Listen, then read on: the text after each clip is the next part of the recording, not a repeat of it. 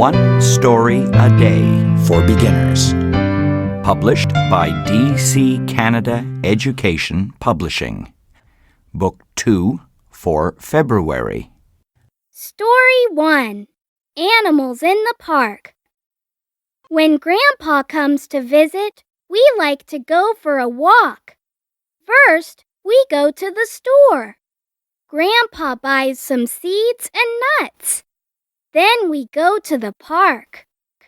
Grandpa shows me how to feed the birds and squirrels. We give them seeds and nuts to eat.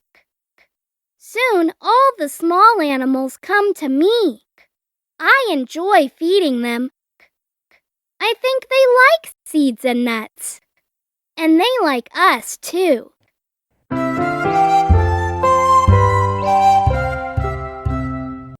Hello, little friends.